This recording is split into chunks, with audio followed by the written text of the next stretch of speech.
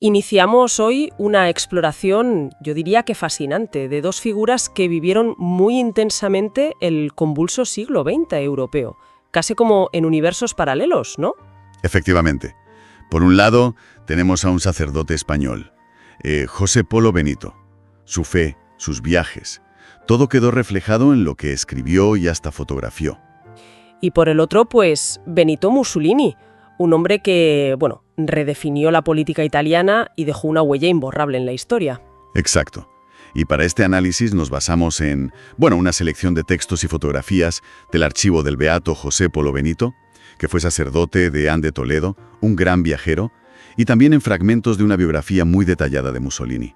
Son fuentes que nos dan perspectivas muy distintas, de una misma época. Y nuestro objetivo es precisamente ese, sumergirnos en estos materiales para ver qué nos revelan estas vidas tan contrastantes, Sí. sobre sus convicciones, sus experiencias y, claro, sobre ese telón de fondo histórico tan complejo que compartieron. No es solo resumir, es Es desentrañar claves, sí. entender mejor. Exacto. Propongo empezar con el mundo visto por Polo Benito, sus viajes, su mirada de peregrino y observador. Luego cambiamos de tercio y analizamos la trayectoria de Mussolini, desde sus inicios más radicales hasta, su caída. Me parece perfecto. Y al final vemos qué reflexiones surgen de ese contraste tan marcado. ¿Estupendo? Vale. Pues empecemos. Vale. José Polo Benito. Las fuentes lo describen como un hombre polifacético, ¿verdad? Sacerdote, deán, pero también escritor constante, con artículos en periódicos como ABC, El Castellano, y un viajero muy curioso. Sí, totalmente. Y sus escritos reflejan esa diversidad. Crónicas de viajes, por supuesto, pero también muchísima reflexión sobre la fe, la cultura, la necesidad de la acción católica, las misiones. Y un detalle que a mí me parece muy interesante es su archivo fotográfico personal. Ah, eso es verdad, las fotos. Claro, las imágenes que tenemos, que provienen de las fuentes, ya sean de Getsemaní, de las pirámides o de Cafarnaúm, añaden una capa visual muy potente a sus palabras. Aunque, no siempre las referenciara directamente en los artículos publicados, pero ahí están. Hablemos de esos viajes, porque para su época realmente recorrió mundo. Tierra Santa parece un eje central, ¿no? Absolutamente. Describe lugares como Jerusalén, Belén, Nazaret, con una intensidad que casi te transmite la emoción del peregrino. Por ejemplo, no se limita a describir el Santo Sepulcro. No, va más allá. Idiomas distintos, o esa sensación casi física que transmite al narrar cómo besó el suelo en la gruta de la Natividad en Belén, donde la inscripción Ijic MC marca el lugar exacto del nacimiento de Cristo. Es como si quisiera que el lector sintiera lo mismo que él sintió. Yo creo que sí. Y esa emoción convive con una mirada muy observadora del entorno. No solo describe los lugares santos, Claro. Sus viajes lo llevaron a Roma, por ejemplo. Estuvo allí durante el Año Santo de 1933. Tuvo audiencia con Pío XI y anota detalles curiosos sobre la presencia española o lo que él llama la Roma fascista. Ah, mira, o sea, ya percibía ese ambiente. Sí. También visitó Turín para la exposición de la Sábana Santa, peregrinó a Lourdes varias veces. Pero su mirada va más allá. En Egipto, por ejemplo, describe el bullicio de Alejandría como una torre de Babel. Una mezcla de culturas, ¿no? Exacto.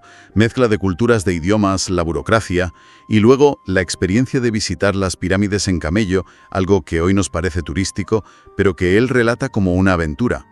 Y parece que incluso en esos viajes lejanos, como en Líbano, viendo las ruinas de Baalbek o cruzando los Dardanelos con el recuerdo aún vivo de la Primera Guerra Mundial, siempre mantenía una conexión con su contexto, con España, con Europa. Correcto. Critica lo que él considera el laicismo de exportación francés al ver contrastes en Marsella. En Argelia destaca la labor del cardenal Lavilleri, pero también la presencia histórica española en Hipona. No perdía la perspectiva. Para nada. E incluso hay anécdotas, curiosas, como sus observaciones sobre el volcán Stromboli viéndolo activo desde el barco, o las incomodidades del viaje marítimo en barcos como el Champollón o el Manuel Arnús. Se quejaba un poco de los barcos, ¿no? Sí, lamentaba un poco la escasez de buques españoles en esas rutas del Mediterráneo Oriental y Tierra Santa. Entonces, estos viajes son mucho más que un simple diario de lugares. Son una ventana a su manera de ver el mundo, ¿cierto? Definitivamente. Son como el escenario donde se despliegan sus grandes temas. La fe católica, claro, lo impregna todo. La devoción a la Eucaristía, a la cruz, que él llama Salve Crux Spes Unica, vinculándola a la historia de España. La devoción a la Virgen María en distintas advocaciones, a San José. Y la peregrinación en sí misma, el acto de peregrinar, parece tener un valor muy especial en sus escritos. Sí, como manifestación de fe colectiva. Destaca mucho el papel y, él lo llama, el prestigio palestiniano español. Menciona la obra pía, instituciones como el Colegio Nuestra Señora del Pilar en Jerusalén, el apoyo que dio el rey Alfonso XIII y sobre todo la labor crucial y centenaria de los franciscanos en la custodia de Tierra Santa. Claro, la presencia franciscana ahí es histórica. Exacto. Y celebra mucho, por ejemplo, la peregrinación nacional de 1935 en el barco Manuel Arnús. Otro tema que aparece mucho es la acción católica. Insiste bastante en que los laicos se impliquen, ¿no? Muchísimo. Habla del apostolado jerárquico. O sea, la acción de los laicos, pero siempre organizada y bajo la guía de la jerarquía eclesiástica. Lo ve como algo fundamental, junto con la piedad y la cultura, para revitalizar la fe en la sociedad. ¿Y esto lo conecta también con las misiones? Sí, con el apoyo a las misiones católicas en todo el mundo, aunque aquí introduce una nota un poco crítica, Compara las, según él, limitadas ayudas estatales que había en España con el mayor apoyo que recibían en Francia. O sea que no rehúye para nada a comentar la actualidad social, política, desde su perspectiva religiosa. En absoluto. Sus escritos son un reflejo de las tensiones de la época. Critica lo que considera el laicismo agresivo, se hace eco de la preocupación del Papa Pío XI por la persecución religiosa en la Rusia soviética, comenta noticias sobre política en Latinoamérica, debates en España sobre la educación religiosa. ¿Está metido en su tiempo? Totalmente. También hay observaciones sobre el fascismo italiano, el sionismo en Palestina, el nacionalismo árabe. No es un observador aislado, para nada. Está inmerso en los debates, siempre desde su prisma católico. Y todo esto confluye en un final tremendamente trágico que las fuentes relatan de forma muy directa. Sí, su martirio. En Toledo, en agosto de 1936, justo al inicio de la Guerra Civil. Fue fusilado junto a Luis Moscardó, el hijo del coronel Moscardó. ¡Qué terrible!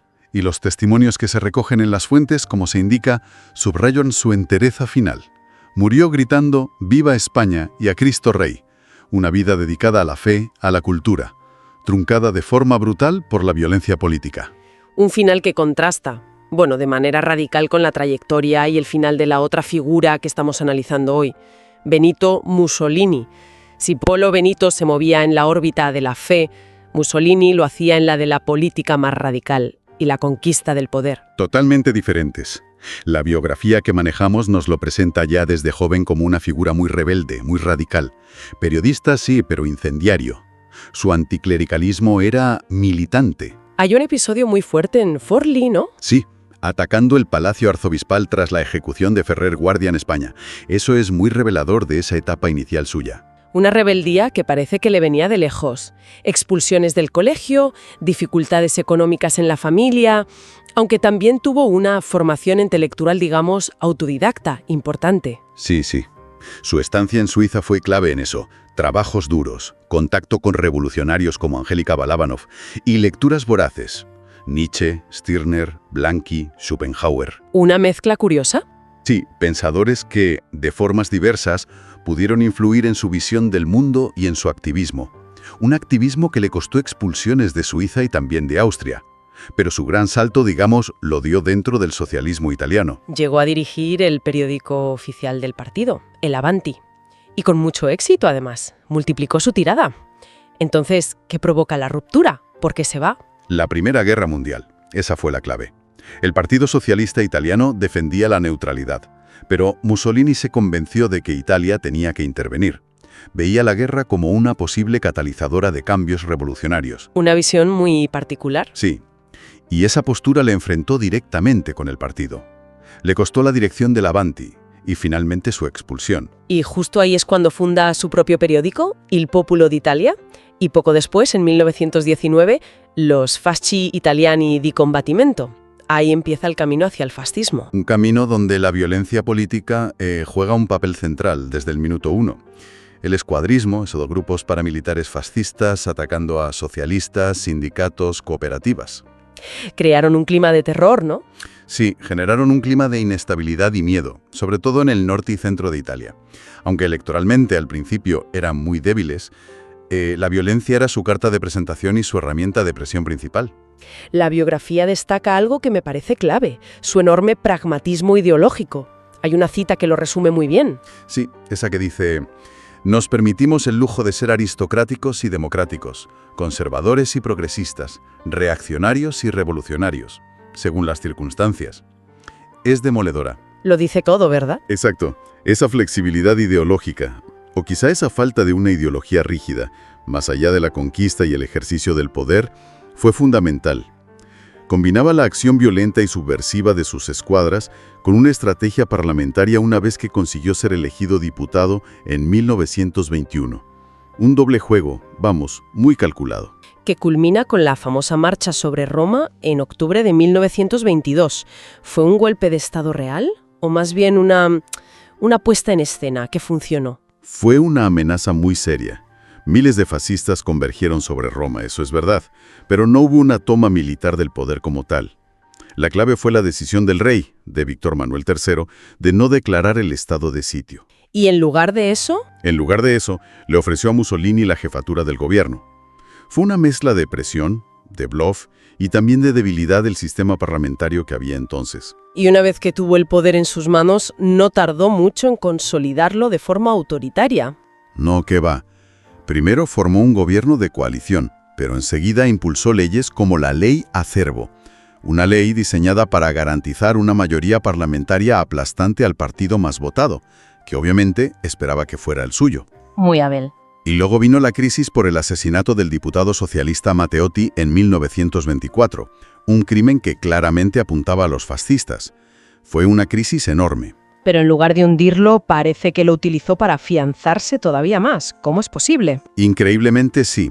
Tras un periodo de incertidumbre, Mussolini asumió la responsabilidad, política y moral de lo ocurrido. Y entre 1925 y 1926 liquidó lo que quedaba del sistema parlamentario con las llamadas leyes fascistísimas. Se acabó la oposición. Se ilegalizaron los demás partidos, se suprimieron libertades. Y él acumuló todo el poder, tomó il duce, el líder absoluto. Y es en este punto, ya como dictador consolidado, cuando vemos ese giro tan sorprendente en su relación con la Iglesia Católica. Sí, sorprendente si lo comparamos con su juventud, que era radicalmente anticlerical. En 1925 regularizó su situación casándose por la Iglesia con Rachele Guidi. Y el gran paso, claro, fueron los pactos de Letrán de 1929 con el Vaticano. Que resolvieron la histórica cuestión romana. ¿Fue un acto de fe tardía o puro cálculo político? La biografía sugiere claramente lo segundo. Puro cálculo. Resolvía un conflicto que debilitaba al Estado italiano desde su unificación. Reconocía la soberanía del Vaticano, otorgaba ciertos privilegios a la Iglesia. ¿Y a cambio? A cambio, para Mussolini, era una forma de ganar una enorme legitimidad, tanto interna como internacional, y de asegurar la estabilidad social. Un movimiento maestro de pragmatismo político. Usar la religión como un instrumento de poder, muy lejos de cualquier convicción personal, según se desprende de las fuentes. Y en el exterior, ese poder ya consolidado se tradujo en una política, imperialista y agresiva. Claramente.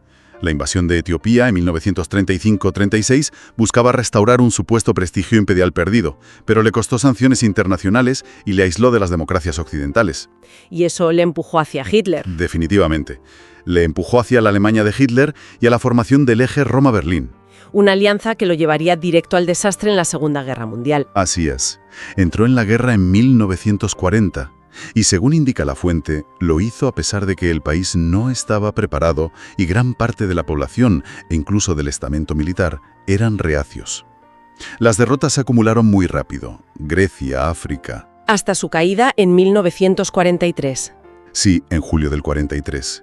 Con los aliados ya desembarcando en Sicilia y la situación militar totalmente insostenible, el propio Gran Consejo Fascista votó retirarle la confianza. y el rey ordenó su arresto. Aunque luego fue liberado por los alemanes. Sí, pero ya era una figura acabada. Encabezó un régimen títere en el norte, la República de Saló, pero sin poder real. Y su final, como el de Polo Benito, aunque por razones muy distintas, también fue violento. Sí, fue capturado por partisanos cuando intentaba huir a Suiza, creo, y fue ejecutado en abril de 1945 junto a su amante, Claretta Petacci. Un final brutal para una trayectoria marcada por la ambición desmedida y la violencia. Tenemos entonces dos vidas que, aunque se desarrollaron en la misma época convulsa, no podrían ser más diferentes. En sus motivaciones, en sus trayectorias, en sus desenlaces. El sacerdote mártir y el dictador ejecutado. Y ambos, fíjate, profundamente marcados por ese contexto, el periodo de entreguerras, la Segunda Guerra Mundial, crisis económica, auge de ideologías totalitarias y una relación siempre compleja entre la Iglesia y los estados. Es fascinante ver cómo cada uno navegó esa relación. Polo Benito, desde la fe, claro, defendiendo la presencia pública de la Iglesia, criticando el laicismo, promoviendo la acción católica como un brazo laico, pero siempre, digamos, subordinado a la jerarquía, buscando en esencia fortalecer la influencia religiosa en la sociedad. Mientras que Mussolini representa justo lo contrario, la instrumentalización de la religión. Del anticlericalismo más furibundo pasó a un pacto, los acuerdos de Letrán, que fue puramente estratégico. No buscaba fortalecer la fe, sino utilizar el prestigio y la estructura de la Iglesia para consolidar su propio poder dictatorial. Dos enfoques radicalmente opuestos. Y los legados que dejan, basándonos en estas fuentes, claro, también son antagónicos. Uno es el de la coherencia de una fe vivida hasta el final, con un impacto que podríamos llamar espiritual y cultural. Y el otro es el de un poder absoluto que transformó un país, sí, pero lo llevó a una guerra devastadora y terminó en la ignominia. La constancia de Polo Benito en sus convicciones, tal como se refleja en sus escritos, choca frontalmente con el camaleonismo ideológico y el pragmatismo extremo de Mussolini. Hemos recorrido hoy, gracias a los materiales que teníamos, dos caminos vitales muy singulares del siglo XX. El de José Polo Benito, que nos deja un testimonio de fe, de viajes, de compromiso católico en un mundo que estaba cambiando a toda velocidad. Y el de Benito Mussolini, figura compleja donde la saya contradictoria, cuya ambición y ejercicio del poder marcaron trágicamente la historia de Italia y de toda Europa. Y al final, como suele pasar, queda una pregunta resonando, ¿verdad? Sí, yo creo que sí. Al observar estas dos vidas tan dispares, surgidas del mismo periodo de crisis y conflicto, uno se pregunta, ¿qué define más perdurablemente el legado de una figura histórica? ¿Es la firmeza y la coherencia de sus convicciones, sean espirituales, sean ideológicas, mantenidas hasta las últimas consecuencias? ¿O es quizá la magnitud del poder que alcanzaron y el impacto tangible, ya sea constructivo o destructivo, de sus acciones en el curso de la historia? Una buena pregunta para reflexionar. Desde luego. Algo sobre lo que pensar al comparar a Polo Benito y Mussolini. Espero que hayas disfrutado conocer más sobre su vida y legado tanto como yo disfruté compartirlo contigo. Si te ha gustado este video, no olvides suscribirte a nuestro canal Historias de Nuestros Santos. Es totalmente gratis y tu apoyo nos ayudará a seguir creciendo y trayéndote más historias inspiradoras. Activa la campanita para no perderte ningún video y deja tus comentarios abajo. Gracias por estar aquí y hasta la próxima.